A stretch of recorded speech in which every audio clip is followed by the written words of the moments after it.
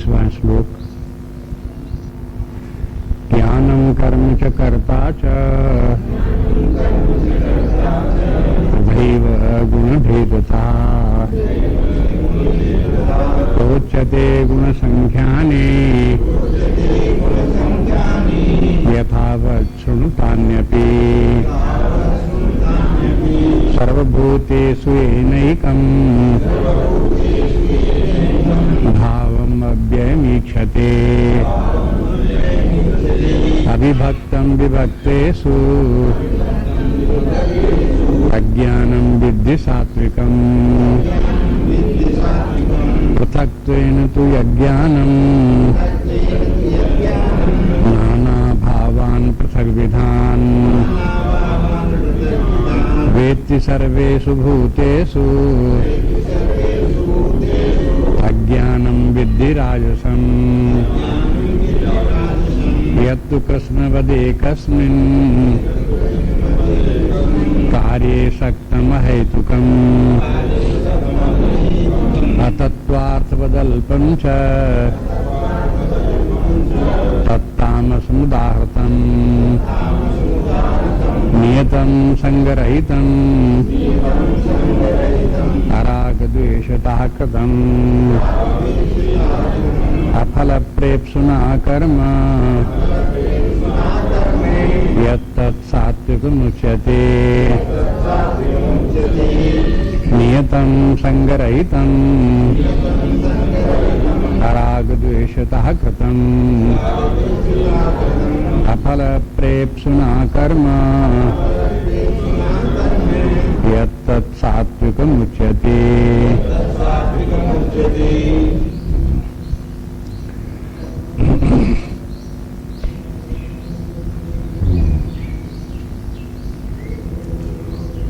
विचार मुख्य रूप से कर्म का चल रहा है, लेकिन बात यह आई कि कर्म का जो प्रेरक है वो ज्ञान है। जिस व्यक्ति का जैसा ज्ञान वैसा ही उसका कर्म होगा। ज्ञानानुसार ही कर्म है। इसलिए जब ज्ञान ही 3 प्रकार का है, सात्विक राजस तामस, तो बस सात्विक ज्ञान वाले का कर्म भी सात्विक होगा, राजस ज्ञान वाले का कर्म भी राजस होगा, तामस ज्ञान वाले का कर्म भी तामस होगा।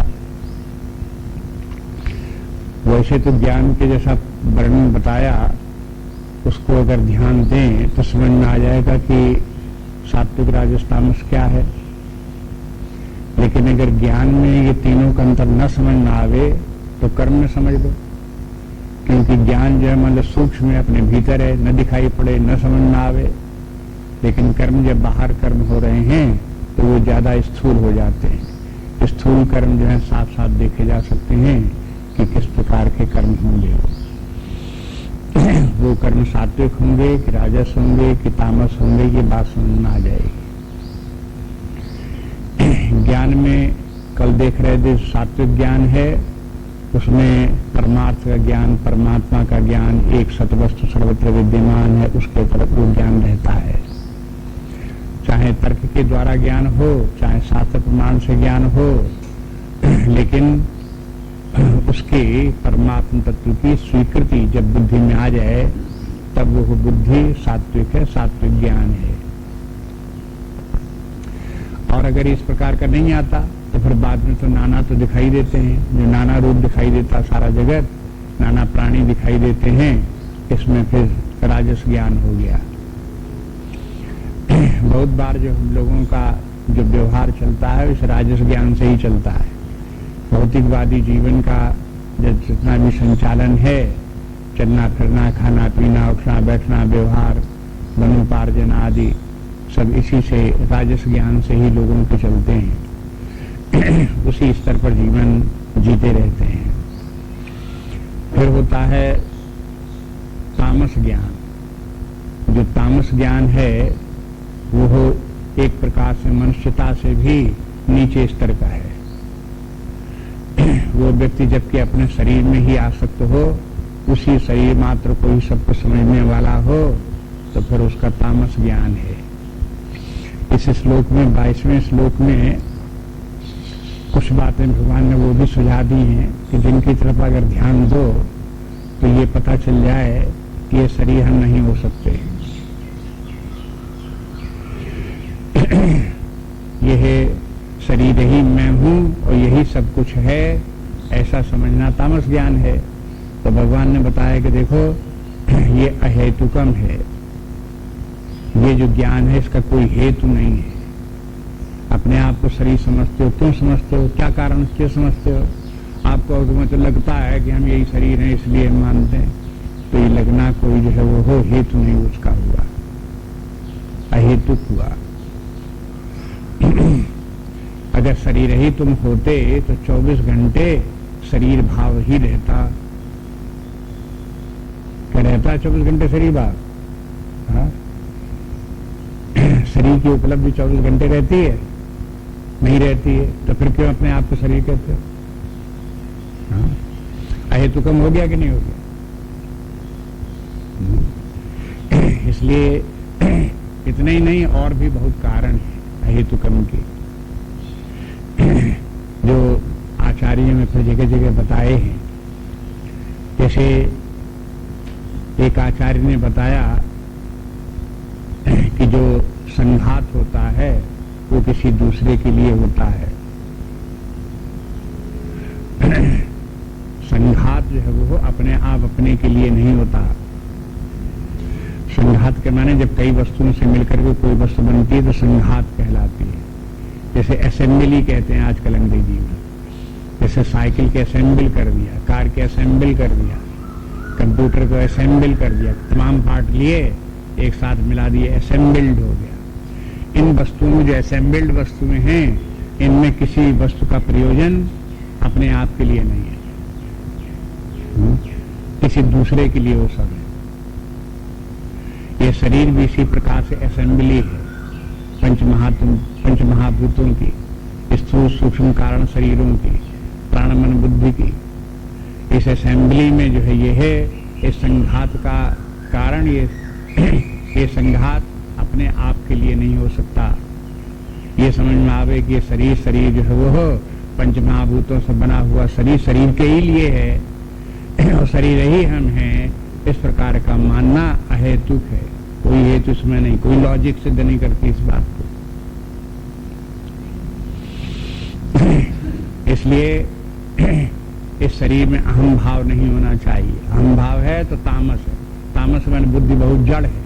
इसलिए ऐसा आप कहते हैं कि हमें लगता है कि शरीर ही हमें, तो जड़ बुद्धि में इस प्रकार से लगता है और शरीर में अहम भाव व्यक्ति रख लेता है। शरीर तो अपना रूप सत्ता है ही नहीं, हम शरीर से भिन्न हैं। शरीर हमारे लिए हो सकता है, शरीर का हम उपयोग कर सकते हैं, शरीर में हम रह सकते हैं, ये बात हो सकती है, लेकिन शरीर ही हमें, ये तो महामूर्खता की बात है। और फिर कहते हैं दूसरी बात ये कि ये अल्प है और तत्वहीन है। इसमें अहम भाव रखने से आप भी अल्प वस्तु में तादात्म्य करके अहम भाव रखने से आप भी अल्प हो जाओगे। जो तत्वहीन वस्तु है उसमें आप अहम भाव रख करके आप भी तत्वहीन हो जाओगे। इसलिए तमोगुणी स्वभाव के व्यक्ति जो है इन बातों को नहीं समझते। तत्वहीन वस्तु में भी अहम भाव रख करके और तत्वहीन हो जाते हैं, कोई उनमें तत्व नहीं रह जाता, उनमें अल्पता भी आ जाती है। अब शरीर अल्प है तो शरीर में अहम भाव रख करके व्यक्ति में अल्पता भी आ जाएगी।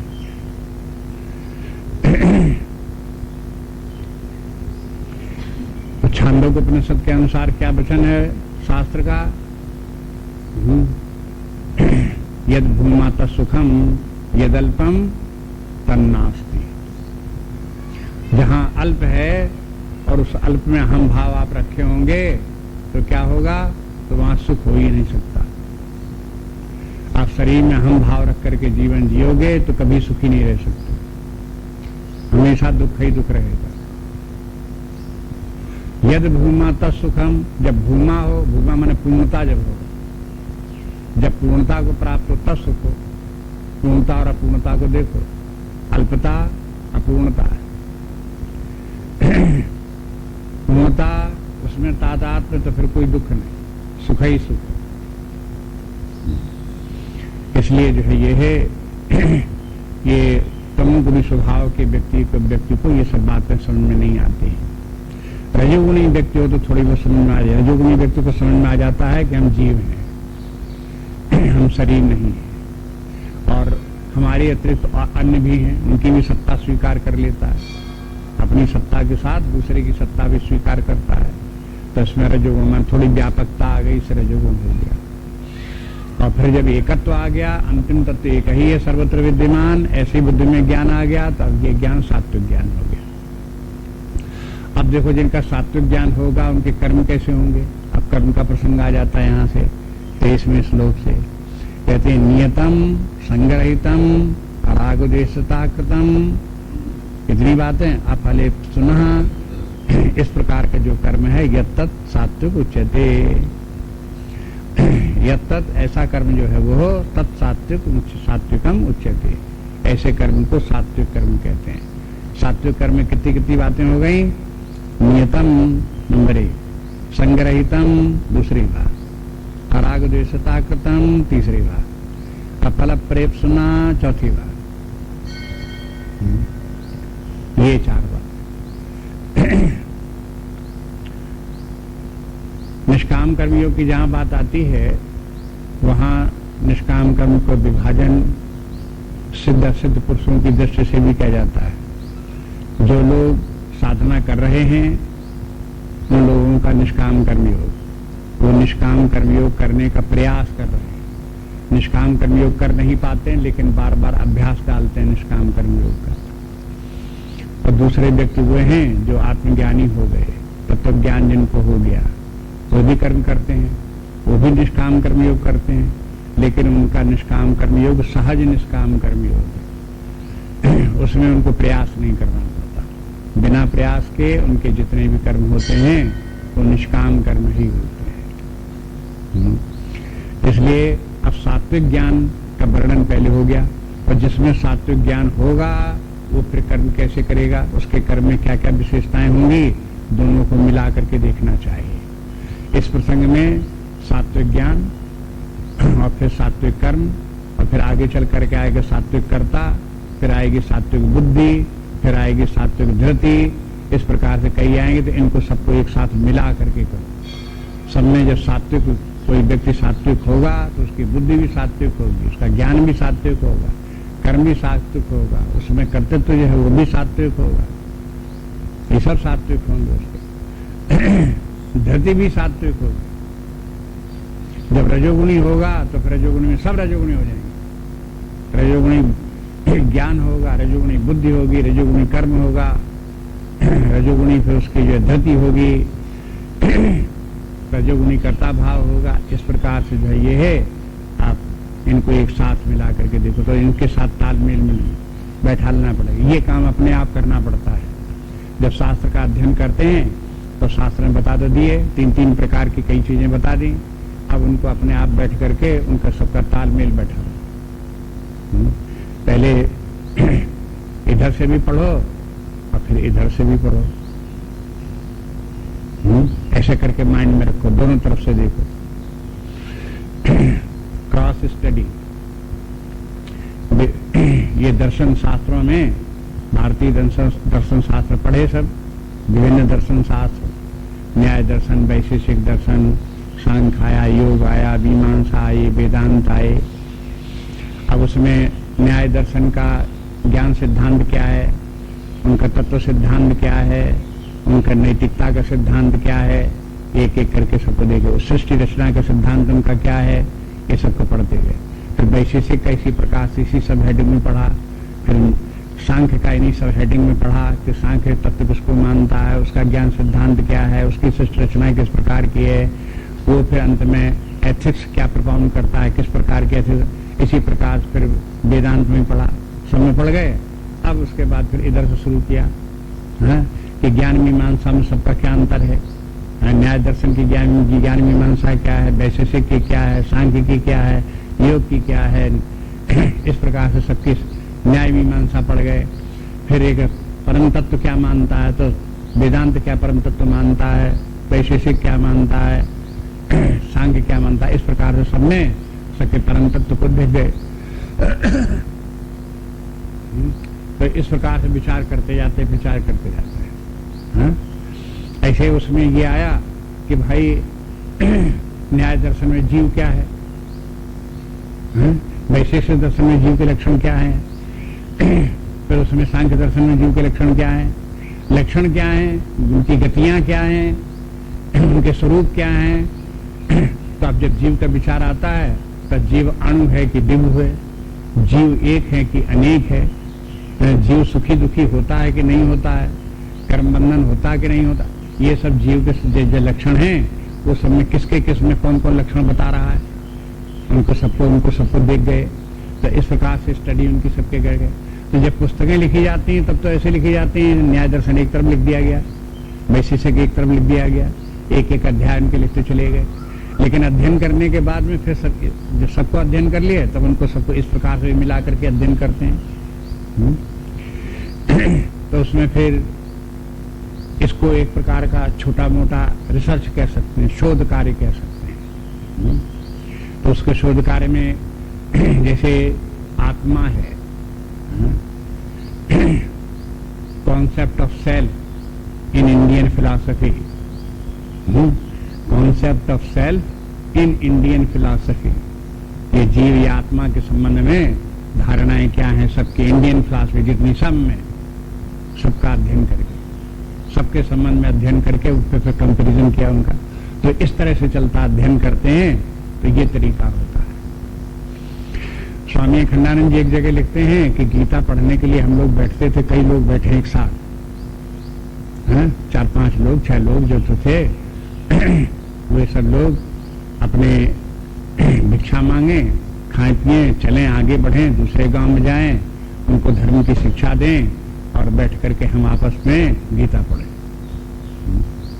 देखो इस प्रकार के जीवन लीला चलाई।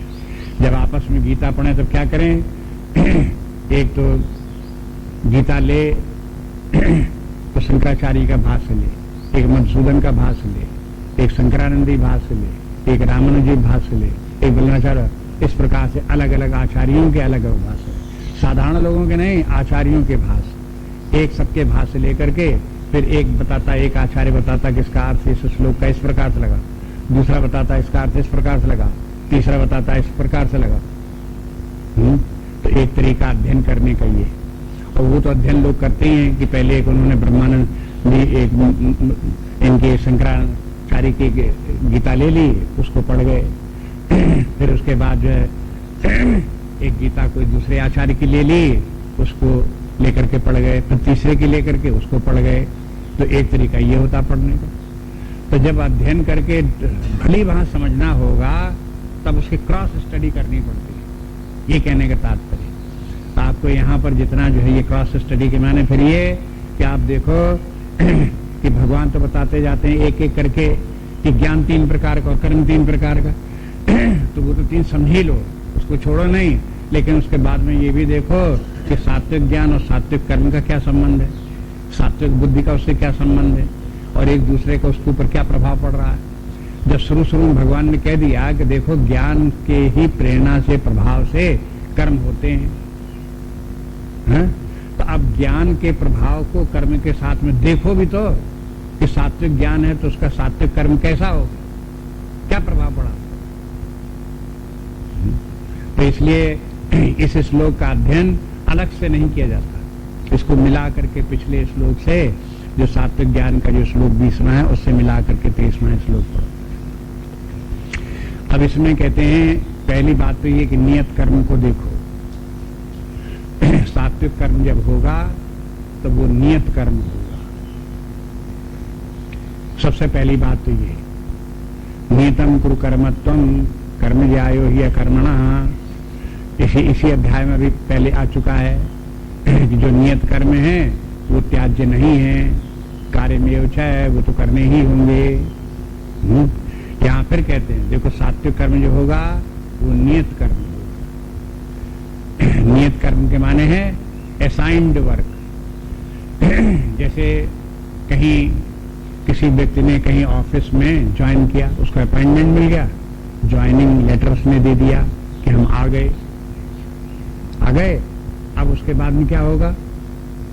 अब उसके ऊपर जो ऑफिसर्स वगैरह जो कोई होंगे वो फिर उसको क्या करेंगे? एक जो है असाइनिंग लेटर देंगे कि आप फलाने स्थान पर ये कार्य करेंगे। तो जो उसे लेटर मिला, असाइनमेंट लेटर मिला, उस लेटर के आधार पर अब उसका क्या कर्तव्य करूंगा? तो अपना लेटर पढ़े और वही कार्य करे। और अगर वो दूसरे का काम करने लगे, क्या लिख तो दिया इन्होंने लेकिन हम ये नहीं करेंगे, हम तो ये करेंगे, तो ये क्या हो गया? हाँ? ये तो डिस्टर्ब कर दिया उसने, अनुशासनहीनता हो गई, फिर तो सही काम हुआ नहीं उसका। वो चाहे अपने से ज्यादा ऊंचे व्यक्ति का भी काम कोई करे आवे तो भी उस काम की कोई प्रशंसा नहीं करेगा, क्योंकि तुम्हारा काम तो बिना किया हुआ पड़ा।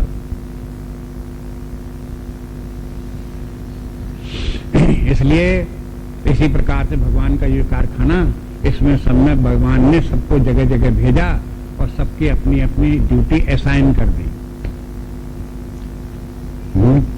जो जो काम जिसको जहां जहां जा करने हैं वो अपने अपने स्थान पर ध्यान दे करके करे कि हमारा यहाँ पर क्या कर्म है, बस अपने नियत कर्म को देखे, उसी को करे। और नियत कर्म में एक बात की सूचना ये है कि व्यक्ति कर्म का त्याग नहीं कर सकता। जो सात्विक कर्म होगा तो वो कर्म होगा, अकर्म नहीं होगा। ऐसे नहीं कि निठल्ले बैठे हुए कुछ नहीं करते, वो नियत कर्म नहीं हो सकता। वो उसका न नियत कर्म हो सकता है, न सात्विक कर्म हो सकता है। और अगर निषिद्ध कर्म हो वो करे तो निषिद्ध कर्म भी सात्विक कर्म नहीं हो सकता। अकर्मण्यता भी सात्विक कर्म नहीं हो सकती। निषिद्ध कर्म भी सात्विक कर्म नहीं हो सकता। मैंने इस लोक से रिजेक्टेड है वो, क्योंकि उनका उल्लेख ही नहीं, वो निकाल दिए गए। इसलिए वो दोनों ये कर्म के अंतर्गत नहीं आते, सात्विक कर्म के अंतर्गत नहीं आते। अब कर्म जब आया तो उस कर्म में कई प्रकार के कर्म हैं। अपना कर्म भी है, पराय कर्म, स्वधर्म भी है, परधर्म भी है, सामान्य धर्म भी है। उसमें से जो हमारा अपना नियत कर्म है वही कर्म करना जो है वो सात्विक है। पहली तो कंडीशन यही से शुरू होती है। इसलिए नियत कर्म को समझना आवश्यक होता है। और नियत कर्म का आधार क्या है, कैसे समझें? तो शास्त्र ने सबके नियम कर्म निर्धारित कर रखे हैं। शास्त्र को देखोगे तो बता देगा कि शास्त्र कि कहाँ किसका क्या कर्म निर्धारित है उसका। व्यक्ति कोई सतोगुणी है, कोई रजोगुणी है, कोई तमोगुणी है, तो जिस प्रकार के व्यक्ति हैं उसी प्रकार के उनके कर्म भी निर्धारित हैं। जिस प्रकार की आयु व्यक्ति है उस प्रकार से कर्म निर्धारित हैं। व्यक्ति जीवन में जहां कहीं स्थित है वहां पर अपने उसके हिसाब से, अंग्रेजी में कहते हैं स्टेशन ऑफ लाइफ, जहां वो व्यक्ति स्थित है वहां पर उसका कर्तव्य कर्म क्या बनता है, उसको देख करके उसका नियत कर्म निर्धारित होता है।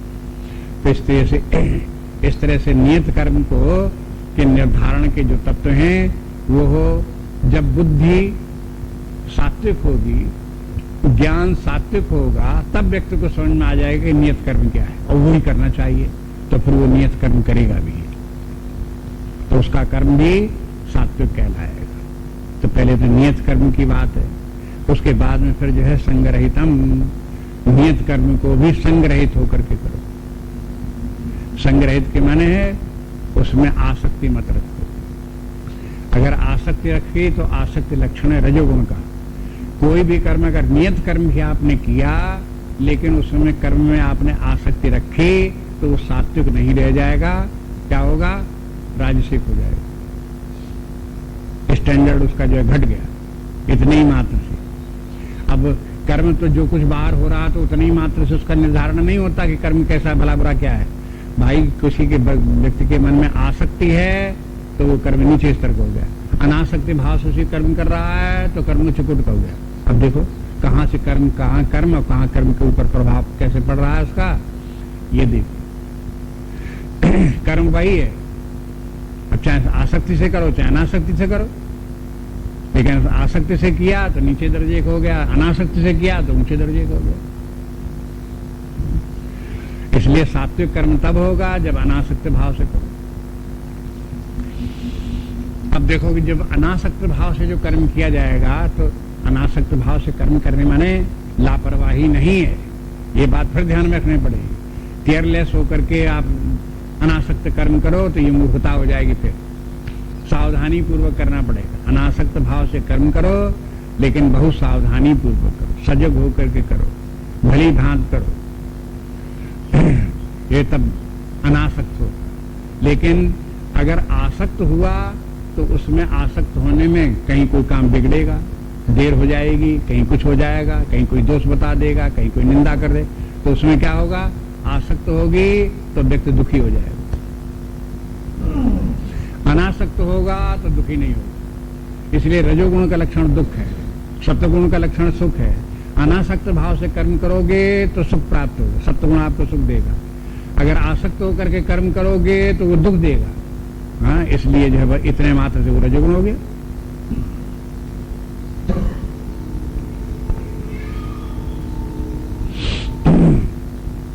संग के माने आसक्ति, जहां आसक्ति है वहां दुख होता ही होता है। एक तो आसक्ति की बात कहते हैं और फिर राग द्वेष की बात कहते हैं। राग भी एक प्रकार की आसक्ति है। असंग जो है वो भी एक अनासक्ति है। जैसे राग रहित विरक्त होना वो भी असंगता का एक समान है, लेकिन थोड़ा थोड़ा अंतर है। असंग के माने है ये व्यक्ति के कि जिस वस्तु से हमारा संबंध है वो वस्तु हमसे अलग है और अलग होने पर भी हमने उसको अपना मान लिया है, तो वो हो गया संग। जैसे दो मित्र हुए तो दोनों का संग हो गया। रास्ते में चले जा रहे थे, एक आदमी और मिल गया, उसके साथ हो लिए तो साथ साथ चल दिए तो संग हो गया। लेकिन अगर दूसरे व्यक्ति के साथ में इतनी निकटता हो गई, इतनी घनिष्ठता हो गई कि अगर वो व्यक्ति जाने लगे, वियुक्त होने लगे तो आंखों में आंसू आ जाए, अब क्या हो गया, अब राग हो गया। संग उतना ज्यादा दुख नहीं देता जितना कि राग दुख देता। राग में ज्यादा आइडेंटिफिकेशन हो गया, संग में उतना आइडेंटिफिकेशन नहीं है। लेकिन भगवान कहते तो दोनों बातों को ध्यान रखो।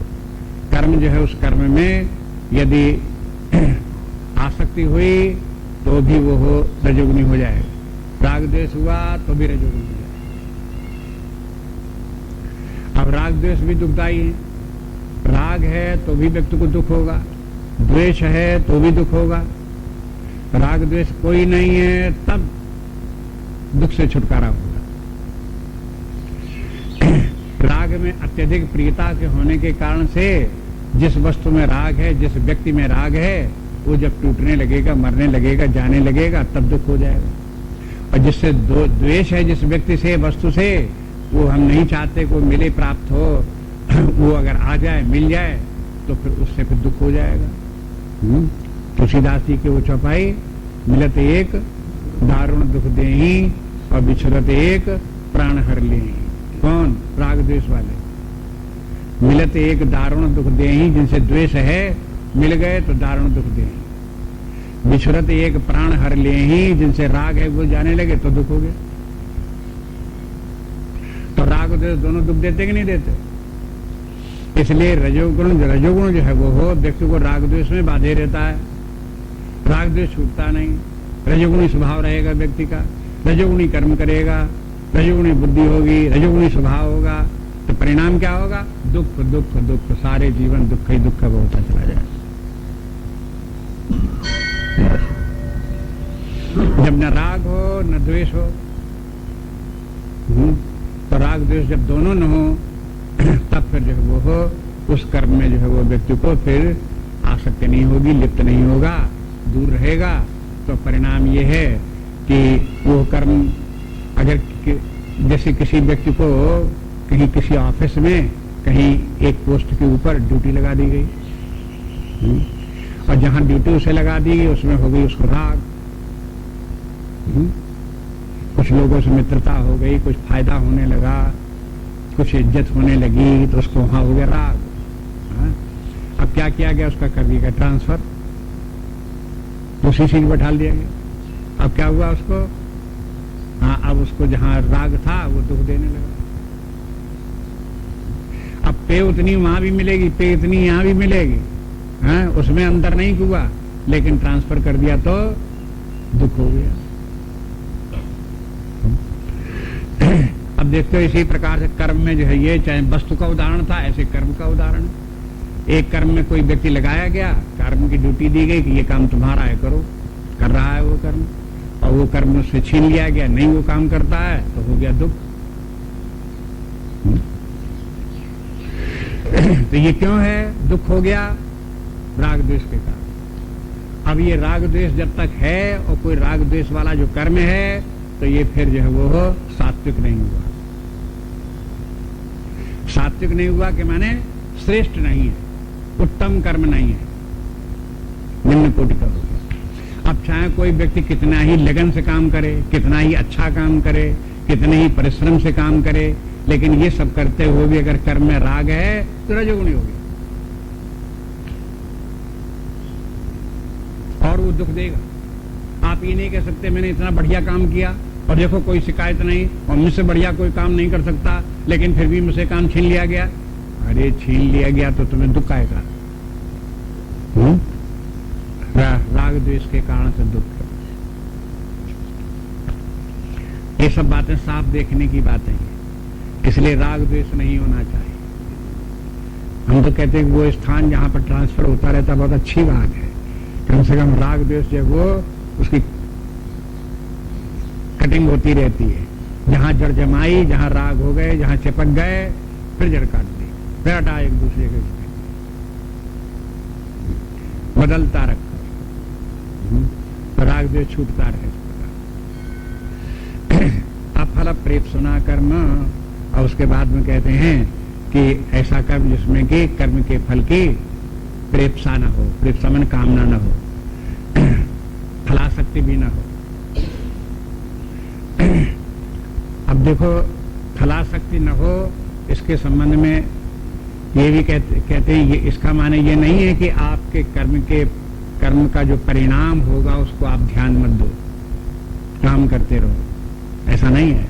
अगर कोई कर्म के परिणाम को बिना ध्यान दिए कर्म करता है तो वो तामसी कर्म है, लेकिन कर्म के फल में आसक्ति रखता है तो राजसी कर्म है। लेकिन कर्म अपना कर्तव्य कर्म कर रहा है और कर्म के फल में उसकी आसक्ति नहीं है और परिणाम को भी देख रहा है, समझ करके कर्म कर रहा है, तब सात्विक कर्म। इसे देखो कितनी बैलेंसिंग की आवश्यकता है, इनको सबको जितने पाए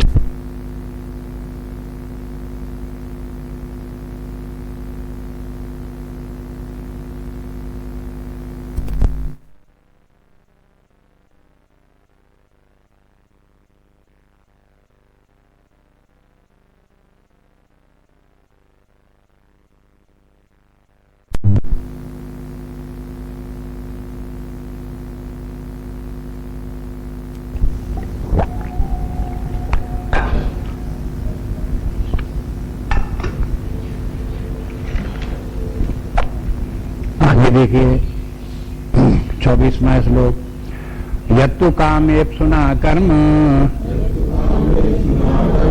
साहंकारेण वा पुनः क्रियते बहुलायासं तद्राजसम् उदाहृतम्। यत्तु कामेप सुना कर्म साहंकारेण वा पुनः क्रियते बहुलायासं तद्राजसम् उदाहृतम्।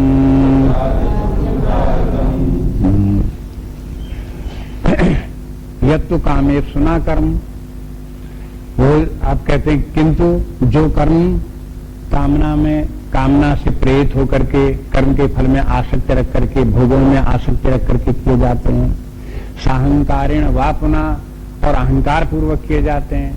कर्म में अहंकार होता है कि मैं ये कर्म कर सकता हूं, मैं तो इतना बढ़िया काम करता हूं, ऐसा काम कोई नहीं कर सकता, देखो मैंने इतना करे, ऐसे अहंकार पूर्वक कर्म करने वाले, ये भी उस कर्म को राजसिक बना देता है। अब इसको उभर में मिला करके देखो, ये जो था कामेप्सुना कर्म जो है ये किसका विरोधी है? पिछले श्लोक में अफल प्रेप्सुना कर्म पीछे बताया था कि कर्म फल को की कामना को त्याग करके, उसको त्याग करके जब कोई व्यक्ति कर्म करता है तब तो वो सात्विक हुआ। और अगर कर्म फल प्रेप्सुना हो गया तो उसके लिए हो गया कामेप्सुना। वो बाद में जो लगा था उसमें अफल प्रेप्सुना, उसी तरह से बना ये कामेप्सुना। अगर उसमें कामना हुई, कर्म के फल में कामना रही, आसक्ति रही, तो वो राजस हो गया। ये तो उसका विरोधी दिखा दिया यहाँ। और साहंकारेण वापना, साहंकार माने कर्ता भाव होकर के हुआ। तो पिछले उसमें जब अगर सप्तगुणी कर्म होगा तो उसमें अहंकार नहीं होगा, कर्ता भाव उसमें नहीं होगा। लेकिन यहाँ पर साहंकार में अहंकार पूर्वक हो गया तो राजसी हो गया। अब जो साहंकारिण होगा उसमें तो फिर अब वो सात्विक वाला जो उधर था असंग और अराग द्वेष कृता, तो यहाँ पर आपको लाना पड़ेगा कि रजोगुण इसलिए ससंग हो गया और राग द्वेष पूर्ण हो गया। अगर राग द्वेष पूर्वक कर्म किया जाएगा तो रजोगुणी हो जाएगा। अगर उसमें कर्म में आसक्ति रख करके कर्म किया जाएगा, संग होकर के आसक्ति होकर के कर्म होगा तो रजोगुणी हो जाएगा। उसको यहाँ ला करके जोड़ना पड़ेगा। साहंकारिण इस बात की सूचना देता है कि यदि सात्विक कर्म होगा तो उसमें अहंकार नहीं होगा। यहाँ का साहंकारिण को वहां बनाओ, अहंकार को साफ करके रखो, तब वो सात्विक कर्म होगा। फिर इस प्रकार से एक दूसरे से मिला करके देखो।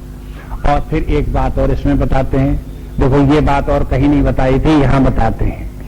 कहते हैं क्रियते बहुलायासम, जब व्यक्ति किसी कर्म को बड़े आयास पूर्वक करे, ज्यादा मेहनत करे, उसमें ज्यादा जोर मारे, तो वो राजस कर्म हो जाता है। बहुलायासम कर्म के माने ये अनायास कर्म होना चाहिए। अब देखो इसकी भी महिमा देखो, शास्त्र तो ऐसी बातें बताएंगे जो आपने कभी जीवन में ध्यान नहीं दी होगी। आप जो नहीं होना चाहिए उसी को अच्छा मानते रहे होंगे, लेकिन अब शास्त्र बताता है कि देखो काम जो है बहुलायासम नहीं होना चाहिए, अनायास होना चाहिए कर्म। भागवत में एक जगह आता है कि भोजन कैसा होना चाहिए। भोजन एक तो होना चाहिए व्यक्ति को शक्तिवर्धक आरोग्यदायक होना चाहिए, और दूसरा शुद्ध होना चाहिए, और फिर कहते हैं तीसरी बात क्या होनी चाहिए, अनायास होना चाहिए। वहां एक अनायास शब्द का प्रयोग भी करते हैं। ऐसा नहीं कि आप भोजन बना रहे हो तो आप 6-6 घंटे तक भोजन बनाए, तब जाकर के आपको 10 मिनट में खा के बैठ गए। ऐसा भोजन, दिन भर आप खाना बनाने में बिजी रहे, कुछ दुनिया दूसरा काम ही नहीं कर पाए। अरे भाई, खाना बनना तो ऐसा होना चाहिए, झटपट खाया पिया और उसके बाद अपने काम में लगे। अब कह रहे कि खाना बनाने ही सब दिन बीत जाता, हम क्या करें, दूसरा काम ही नहीं कर सकते। ये कैसा काम है? बहुलायासम, बहुलायासम वाला काम जो है व्यक्ति को जो है वो हो मना शास्त्र मना करता है, ये राजस कर्म हो जाएगा, बहुलायासम होगा। एक जैसे भोजन का ही ऐसे अन्य अन्य कार्यों का भी है। और भी जितने कार्य हैं उनको अब यहां पर बहुलायासम कह करके ये दिखाया कि अगर बहुलायासम है तो राजसिक हो गया, और बहुलायासम नहीं है तो सात्विक हो गया। और एक और है जो आगे तमोगुणी में दिखाते हैं। तमोगुणी में व्यक्ति में कर्म जो करता है वो बिना अपनी सामर्थ्य को देखे कर्म करता है।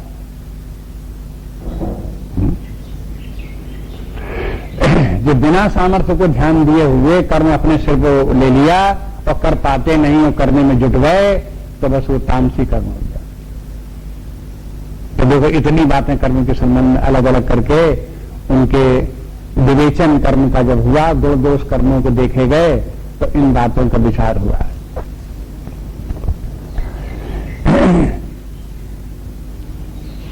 यहां पर तो ये बोला कि काम यस्तु कामेप्सुना कर्म, राजस कर्म होने के लिए माने कर्म का जो है स्टैंडर्ड नीचा हो जाए, छोटे स्तर का कर्म हो जाए, तो उसके लिए जहां कामना की गई, काम में सुना हुआ। लेकिन कर्म के पीछे, कर्म के फल में जो विषयों की कामना होती है, वो कामना नहीं होनी चाहिए। वो मालूम होता था पिछले श्लोक में, जहां सप्तगुणी की बताया था कि अफल प्रेषुना कर्म। लेकिन फल की तरफ अगर ध्यान दें, कामना की तरफ अगर ध्यान दें, तो जब ज्यादा विवेचन किया गया तब ये पता लगता है कि जो विषयों की कामना है उसी को कामना कहते हैं। जब विषयों की कामना नहीं होती लेकिन कामना होती है, जैसे आत्मज्ञान की कामना है, परमात्मा की प्राप्ति की कामना है, और बड़ी कामना है, मोक्षत्व है, जिज्ञासा है, वो भी तो कामना है। लेकिन वो कामना जो है वो कामना के अंतर्गत नहीं आती, ये भी ध्यान रखना चाहिए। तो अगर कोई कहे कि परमात्मा की कामना रख करके अब हम कर्म नहीं करेंगे क्योंकि मना किया गया है, तो कहते देखो तुम समझे नहीं इसके माने। कामना के माने केवल वो संकल्प भगवान कामान त्यक्ता सर्वान शेषता, जो इंद्रिय भोगों में विशेष इंद्रिय भोगों के प्राप्त करने की कामना रहती है व्यक्ति को, तभी तक वो कामना कामना है।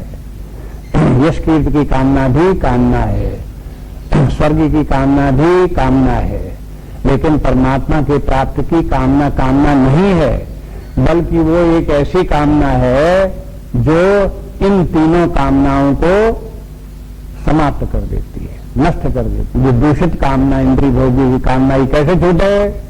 ये परमात्मा की कामना जब करोगे, प्रबल कामना परमात्मा की होगी तो ये अपने आप छूट जाएगी। इसलिए कहते हैं भगवान की भक्ति क्यों होनी चाहिए? भगवान की भक्ति होगी, भगवान में प्रेम होगा, भगवान में कामना होगी, तो आपकी कामना वाला जो है इंडिकेटर वो परमात्मा की तरफ घूम गया। अब परमात्मा ही चाहिए, परमात्मा ही चाहिए, उसी में प्रेम है, उसी में प्रेम है, तो अब कौन चाहेगा विषयों को?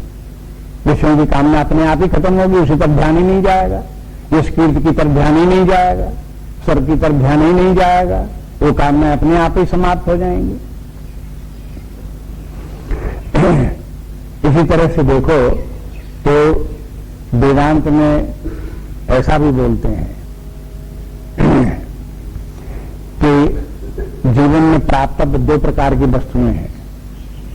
एक अप्राप्त वस्तु का प्राप्त होना है, वो कर्म से प्राप्त होता है, और जो इस प्रकार से प्राप्त होता है वो कर्म का फल होता है। देखो फिर समझ लो ध्यान से, जो अप्राप्त वस्तु होती है वो वस्तु कर्म से प्राप्त होती है, और उस कर्म का फल उस वस्तु का प्राप्त होना है।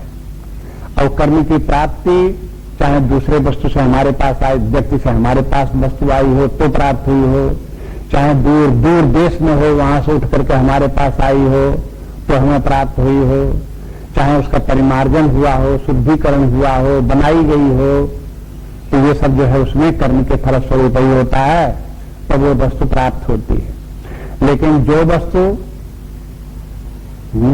स्वयं अपने को उपलब्ध है, लेकिन उपलब्ध होते हुए भी, हमारे पास होते हुए भी हमको प्राप्त नहीं है, तो वो कर्म के द्वारा प्राप्त नहीं होते, और वो कर्म का फल भी नहीं है। जैसे आत्मज्ञान है, परमात्मा ज्ञान है, तो देखो परमात्मा सर्वत्र विद्यमान है कि नहीं है, सर्वव्यापी है कि नहीं है? तो यहां है, सर्वव्यापी है, तो क्या हमको छोड़कर के सर्वव्यापी है? इसके मन हमारे अंदर भी है। हाँ? अगर हमारे अंदर ही परमात्मा विद्यमान है, सर्वव्यापी, तो परमात्मा प्राप्त हुआ कि नहीं प्राप्त हुआ? क्या प्राप्त है? कि प्राप्त है, लेकिन हमारे अंदर ही विद्यमान है, सर्वव्यापी है, लेकिन फिर भी प्राप्त नहीं है। मामला क्या है? तो कहते हैं कि अब ये जो परमात्मा हमारे अंदर विद्यमान है वो कर्म से प्राप्त होने वाला नहीं है, वो ज्ञान से प्राप्त होने वाला है। इसलिए जो वस्तु कर्म से प्राप्त होने वाली वो तो फल है कर्म का, लेकिन जो वस्तु कर्म से प्राप्त होने वाली नहीं वो कर्म का फल नहीं है। इसलिए आत्मा या परमात्मा कर्म का फल नहीं है। इसलिए सात्विक कर्म क्या है कि अफल प्रेप्सुना। अफल प्रेप्सुना, अफल के माने क्या है? जो कर्म के द्वारा प्राप्त वस्तु नहीं होती उस वस्तु में जो प्रेप्सुना है। अफल के माने परमात्मा, जैसे परमात्मा में प्रेप्सुनः, जो परमात्मा को प्राप्त करना चाहता है उसी के लिए कर्म कर रहा है, उसका तो सात्विक कर्म हो जाएगा। और जहां परमात्मा की कामना को छोड़ करके भौतिक वस्तुओं की, यश कीर्ति की, स्वर्ग आदि की, इंद्रिय भोगों की, मान सम्मान की, इनकी कामना लेकर के कर्म होने लगा, तहां वो कर्म कैसा हो गया? सात्विक न रह करके राजस हो गया। ये बात समझ। अब राजस का गति दूसरी है। अब 14वें अध्याय में वो अलग बताया है कि जब सात्विक ज्ञान किसी को सात्विक लक्षण होगा तो उसका क्या होगा? ऊर्जन गच्छन्ति सत्वस्था। अगर सत्व गुण हुआ, सत्व कर्म हुआ, सत्व ज्ञान हुआ तो आप ऊपर की तरफ जा रहे हो। हाँ, और मध्य तिष्ठन्ति राजसा। अगर रजोगुणी कर्म हुए, रजोगुणी ज्ञान हुआ तो क्या होगा? बीच में लटके रहोगे। बस ही बार बार इसी संसार में पैदा होते रहो, मनुष्य शरीर प्राप्त करते रहो, इसी प्रकार जन्मने मरने वाला इसी चक्र में पड़े रहो। मध्य तिष्ठन्ति राजसा। इसलिए जो है ये है राजस कर्म इस प्रकार का है। क्रियते बहुलायासम, यह आपको बता दिया। आप देखो तो रामचरितमानस में भगवान राम ने जो सौरी के सामने 9 प्रकार की भक्ति बताई है, उसमें भक्त का एक लक्षण, एक स्तर पर पहुंच करके भक्त का ये भी लक्षण बताया कि जो न बहुत काम करे न कम काम करे, वो भगवान का भक्त है। जो ज्यादा काम करने वाला है उसको भगवान की भक्ति प्राप्त नहीं होगी, और जो निठल्ला बैठने वाला उसे भी प्राप्त नहीं होगी। काम करे लेकिन अनायास काम होना चाहिए। अनायास काम के माने है काम तो हो रहा है लेकिन उस काम के कारण उसका मेंटल डिस्टर्बेंस नहीं हो रहा है। मेंटल डिस्टर्बेंस नहीं होगा तो क्या होगा? मानसिक शांत रहेगी तो आत्मचिंतन, परमात्मा चिंतन चलता रहेगा और अनायास कर्म चलता रहेगा। लेकिन जहां सायास कर्म हुआ, बड़ा हवा घड़ी से, बड़ा उसमें लग करके, बड़ा दिमाग लगा करके, बड़ा परिश्रम करके, पसीना बहा करके जहां उस कर्म को करने लगे, तहां जो है वो आयास पूर्वक किया हुआ कर्म परमात्मा को भुला देगा।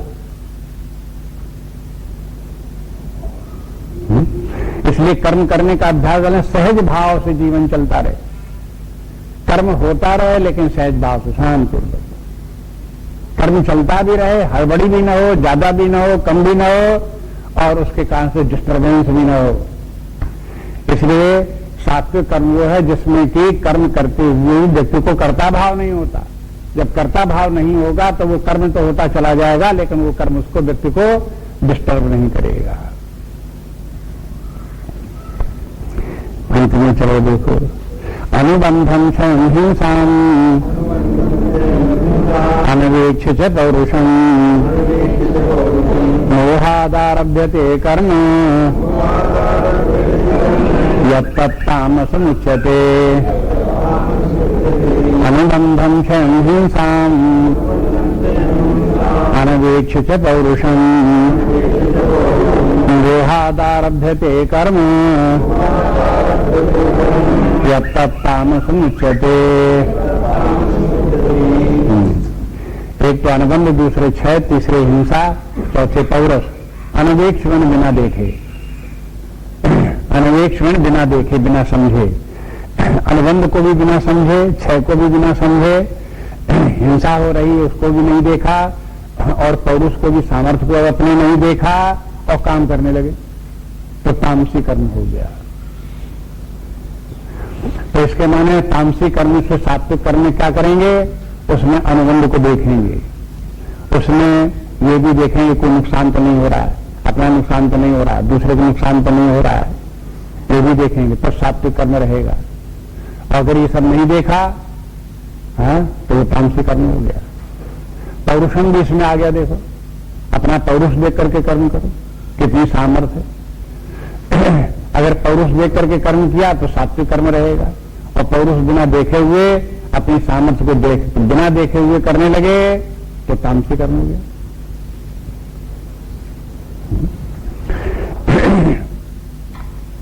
पौरुष के माने फिर वही अनायास के साथ पौरुष जोड़ो, कि जितना पौरुष हो उस कर्म के द्वारा जितना अनायास कर्म हो सकता हो वो उस व्यक्ति का पौरुष है। जिस काम को उसने उठा लिया लेकिन पौरुष है नहीं, तब उसे बड़ा प्रयास करना पड़ेगा, बड़ी ताकत लगानी पड़ेगी, परेशानी उठानी पड़ेगी उसको। इसलिए अपने पौरुष को देख करके उसी हिसाब से काम करें। पौरुष के मैंने सामर्थ्य हो अपनी। अब इसमें पौरुष में आ गया शारीरिक सामर्थ्य भी देखो, अपनी मानसिक सामर्थ्य भी देखो, बौद्धिक सामर्थ्य भी देखो, अपने स्वभाव को भी देखो। सत्वगुणी स्वभाव का व्यक्ति है तो उसका पौरुष दूसरा है, रजोगुणी स्वभाव का व्यक्ति है तो उसका पौरुष दूसरा है, तमोगुणी स्वभाव का व्यक्ति है तो उसका पौरुष अलग है। इस प्रकार से अपने अपने पौरुष अलग अलग स्थान पर अलग अलग प्रकार से निश्चित होंगे किसका पौरुष कितना है। केवल इतना ही नहीं कि शरीर में ताकत कितनी, कितना वजन उठा सकते हो, उसी से पौरुष पता चल गया। हाँ, इतने से नहीं है। पौरुष के माने व्यक्तित्व की जितनी भी शक्तियां हैं, प्राण मन बुद्धि इत्यादि की शक्ति, उन सबकी शक्तियों को देख करके तब काम करना चाहिए, तब उसका पौरुष उसका निर्धारित होगा। ये भी कहते हैं कि इसके माने यह है कि यदि व्यक्ति ऐसा काम करता है जिसको जो डिस्ट्रक्टिव वर्क है, जिससे कि क्षय होती है, हानि होती है, अपनी हानि हो, समाज की हानि हो, दूसरे की हानि हो, इस प्रकार से हानि होने वाले कर्म जो करेगा तो तामसी कर्म हो जाएंगे।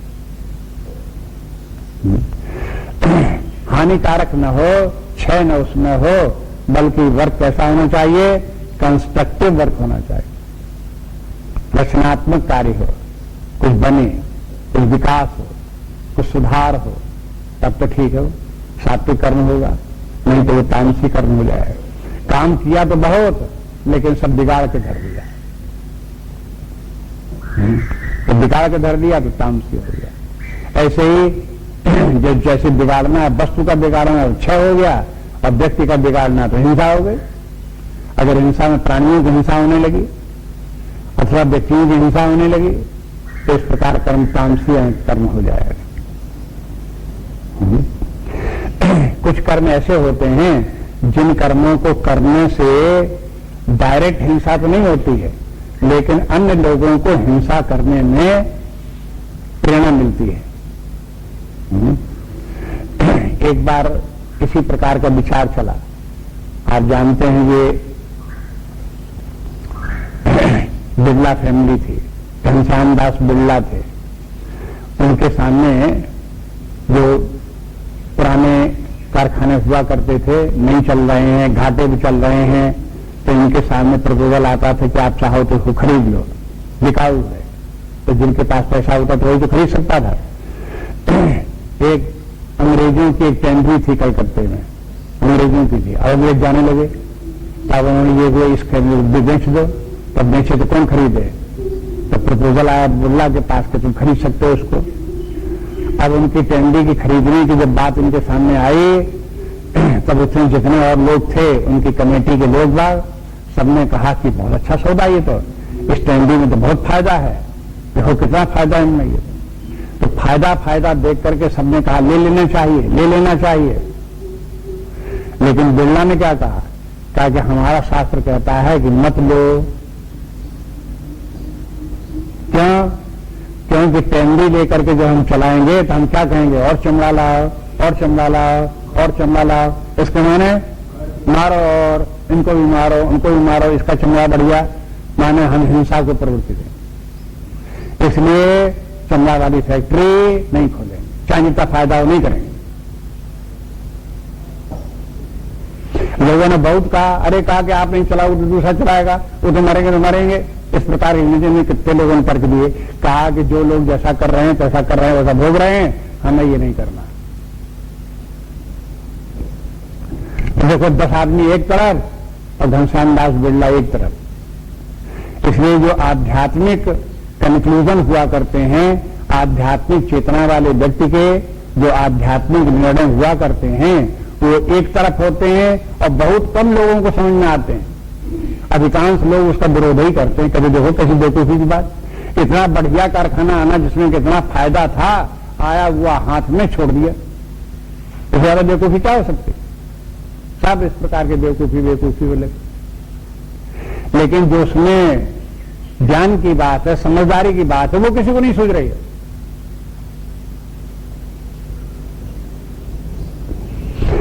इस प्रकार से देखो कि जो ये है, कहने का ये कि तमोगुणी व्यक्ति, तमोगुणी कर्म कब होता है और सत्वगुणी कर्म कब होता है, इसको तुलना कर लो। सत्वगुणी और तमोगुणी एक दूसरे के बिल्कुल विपरीत। और अगर सत्वगुणी बिगड़ गया तो रजोगुणी हो गया, और विपरीत हो गया तो तमोगुणी हो गया। मोहाद आरभ्यते कर्म, मोहात आरभ्यते, मोह से प्रेरित होकर अगर कोई कर्म करता है तो वो भी कर्म जो है तामसी कर्म हो गया। मोह के माने अज्ञान में पड़ करके, मोह में पड़ करके, आसक्ति में पड़ करके कर्म कर रहा है। आसक्ति एक बात है, राग एक बात है, लेकिन मोह उससे भी ज्यादा घातक है। रजोगुण का जो है आसक्ति, रजोगुण की जो राग है वो तो व्यक्ति को दुख देते हैं, लेकिन मोह जो है वो व्यक्ति का विनाश करता है। इसलिए मोह से प्रेरित होकर के जब कर्म करेगा कोई व्यक्ति तो विनाश की गति को प्राप्त होगा, ऐसा कल्याण होने वाला नहीं।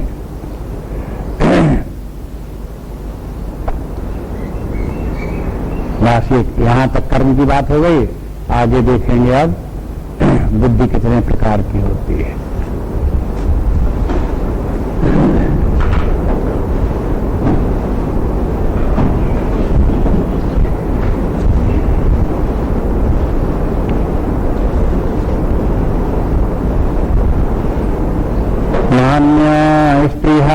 रघुपते हृदय सुमदीये सत्यं वदामि च भवान् अखिलान्तरात्मा भक्तिं प्रयच्छ रघुपुङ्गव निर्भरां मे कामादिदोषरहितं कुरु मानसं च। श्रीराम जय राम जय जय राम, श्रीराम जय राम जय जय राम, श्रीराम जय राम जय जय राम, श्रीराम जय राम जय जय राम, श्रीराम जय राम जय जय राम, श्रीराम जय राम जय जय राम, श्रीराम जय राम जय जय राम, श्रीराम जय राम जय जय राम, श्रीराम जय राम जय जय राम, श्रीराम जय राम जय जय राम, श्रीराम जय राम जय जय राम, श्रीराम जय राम जय जय राम, श्रीराम जय राम जय जय राम, श्रीराम जय राम जय जय राम, श्रीराम जय राम जय जय राम, श्रीराम जय राम जय जय राम,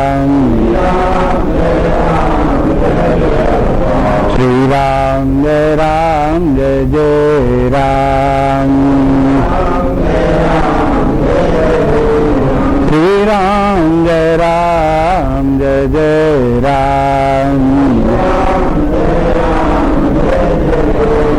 श्रीराम जय राम जय जय राम, श्रीराम जय राम जय जय राम, जय जय राम जय जय राम, जय जय राम जय जय राम, जय जय राम जय जय राम।